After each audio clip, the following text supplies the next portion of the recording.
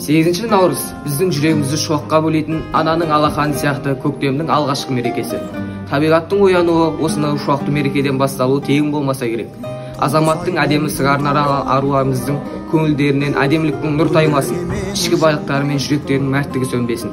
Баршаңызға көктемнің осы күнгі мерекесінде махаббат, бақыт, амандық, денсаулық және туған туыстарыңызға игілік тілейміз. Қымбатты ханымдар, сіздердің атыңызға айтылатын ақ ақсай мен жылы сөздер еш уақытта толастамасын. Көктемнің басымен келетін мерекелік көңіл күй сіздердің сергектеріңіз бен қуаныштарыңызға қуат көзіне айналсын. Сіздерге және отбасыларыңызға бақыт және сәттіліктер тілеймін.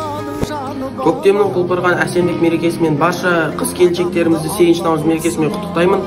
Күндеріңіз күлкіге, қуаныш пен махаббатқа толы болсын. Ақ сүтінен жаралған, ақ сүтінен нәр алған, анаға бас иеміз. Туған елдің тілі деп, туған жердің үні деп, анаға бас иеміз.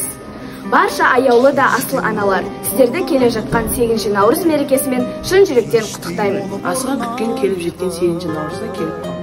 Бұл күн әйелдер мен апалардың күні. Қыз келіншектер барлықтарыңызды шын жүректен құттықтаймын. Әрдайым күліп жүріңіздер, бақытты болыңыздар. Алланың назарында, бақыттың базарында бола беріңіздер. Сырт келбеті ішкі жан дүниесіне үйлесім тапқан адал жан болып жүре беріңіздер. Осындай керемет білім ортасында жастарымызға жақсы тәрбие беретін әйелдерімізді 8 наурыз мерекесімен құттықтаймын.